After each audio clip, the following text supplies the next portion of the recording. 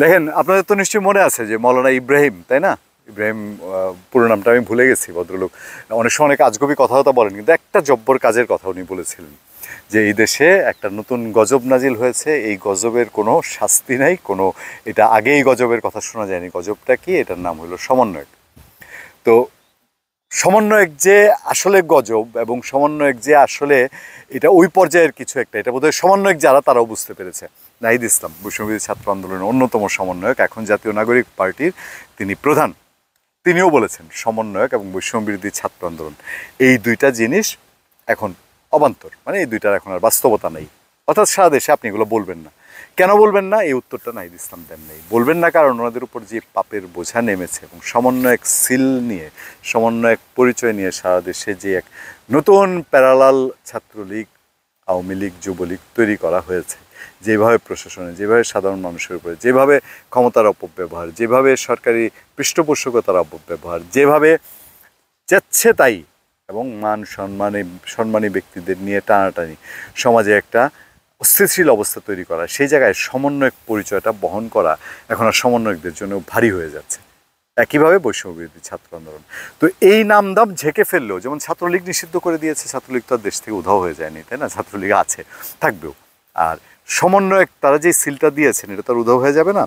ফলে একের পর এক কাণ্ড কারখানা ঘটিয়ে চলছে। এর আগেও আপনাদেরকে কলাবাগানের ঘটনা ধরে আমি বলেছি যে আপনারা অপেক্ষা করেন, আরও কাহিনী সামনে অপেক্ষায় আছে।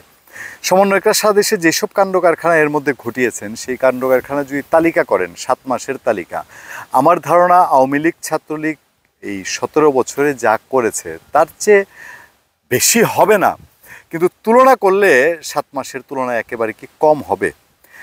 মানসিক ভারসাম্যহীনদের নিয়ে সাবেক এমপির বাড়িতে উঠলেন সমন্বয়ক। সমন্বয়ক টিকিট দেয় না, বাসের ভাড়া দেয় না, সমন্বয়ক পারলে হোটেলে খাইতে গিয়ে টাকা দেয় না, এরকম একটা অবস্থা। এখন সাবেক এমপির বাড়িতে তারা মনে করেন এটা ওই যে বলে না যে গলিমতের মাল, এগুলো হালাল, যুদ্ধে জয় করবেন যা তাই হালাল, অবস্থাটা অনেকটা সেরকম কিনা। খবরটা আমাদের সামনে বিভিন্ন পত্রপত্রিকায় এসছে, ঢাকা ট্রিবিউনে আছে। বাড়িটিতে মানসিক ভারসাম্যহীনদের জন্য আশ্রয় তৈরি করবেন বলে দাবি মারিয়াম মুকাদ্দাস মিষ্টির, তিনি একজন সমন্বয়ক। আচ্ছা, মানসিক ভারসাম্যহীন দাবি করে একদল লোককে নিয়ে টাঙ্গাইলের সাবেক সংসদ সদস্য ও জেলা আওয়ামী লীগের সাধারণ সম্পাদক জোয়াহিরুল ইসলামের বাড়িতে উঠেছেন জুলাই গণ অভ্যুত্থানের নেতৃত্ব দেওয়া বৈষম্যবিরোধী ছাত্র আন্দোলনের তৎকালীন সমন্বয়ক মারিয়াম মুকাদ্দাস মিষ্টি। মাশাআল্লাহ, না বলতেই হয়। টাঙ্গাইল আওয়ামী লীগের সাধারণ সম্পাদক, একসময় তো দাপটে লোক, নিঃসন্দেহে বিশাল দাপটে লোক, এটা নিয়ে কোনো সন্দেহ নেই। তার বাড়িটা দখল করতে হলে শব্দটা দেখেন, তৎকালীন সমন্বয়কে ইউজ করতে হয়েছে। কারণ নাহিদ ইসলাম বলেছেন, শনিবার সকালে টাঙ্গাইল সদরের ছোট কালীবাড়ি এলাকায় অবস্থিত বাড়িটির প্রধান ফটকের তালা ভেঙে কমপক্ষে 20 জন ব্যক্তিকে নিয়ে সেখানে প্রবেশ করেন মিষ্টি। ওই ব্যক্তিরা সবাই মানসিক ভারসাম্যহীন বলে দাবি করেন মিষ্টি। বাড়িটিতে মানসিক ভারসাম্যহীনদের জন্য আশ্রয় তৈরি করবেন বলে দাবি তার। এ বিষয়ে মানে মগের মূল্য, বাপদাদার সম্পত্তি না, ওনার ইচ্ছা হয়েছে, উনি সমন্বয়ক, তো উনি গিয়া একজনের বাড়ি দখল করে উনি ওইখানে মানসিক ভারসাম্যদের জন্য করেন না, এতিমখানা করেন, নিজের পৈতৃক জমি দিয়ে করেন, নিজের যোগ্যতা দিয়ে করেন, বৃদ্ধাশ্রম করেন, অসুবিধা ছিল না। তো এ বিষয়ে মারাহাম মুকাদ্দাস মিষ্টি তিনি বলছেন, ফেসবুকে পূর্ব ঘোষণা দেওয়া হয়েছিল, ফেসবুকে ওনারা ঘোষণা দিয়ে করেন, বিশাল ব্যাপার। কিন্তু ওই যে আপনার এসটি ইমামের ছেলের সাবেক বউয়ের বাড়িও তো ফেসবুকে ঘোষণা দিয়ে গিয়ে লুটপাট করা হলো।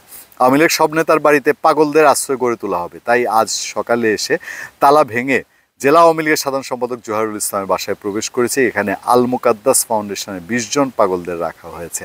আমার প্রশ্ন হলো, স্বরাষ্ট্র উপদেষ্টা তিনি তো এগুলো করতে না করেছেন, পুলিশ বলছে পুলিশ না করছেন, প্রধান উপদেষ্টা না করছেন, মিষ্টির কানে কি এই কথাগুলো খুবই মিষ্টি লাগছে যে এক কানে শুনলাম আরেক কান দিয়ে বের করলাম, দেশে আইন কানুন বলতে কিছু নাই, তাকে এই যে তৎকালীন সমন্বয়ক বলা হচ্ছে। আমি একটু খোঁজ নেওয়ার চেষ্টা করবো টাঙ্গাইলের এই মিষ্টি বর্তমান জাতীয় নাগরিক কমিটিতেও কোনো পদে বা টাঙ্গাইলে কোনো পদে আছেন কিনা। এই লীলা খেলা বাংলাদেশে নির্বাচিত সরকার না আসা পর্যন্ত যাবে বলে কি আপনারা বিশ্বাস করেন? ধন্যবাদ সবাইকে, ভালো থাকবেন, সুস্থ থাকবেন। আপনাদের সাথে আমি আতিক রহমান পূর্ণিয়া।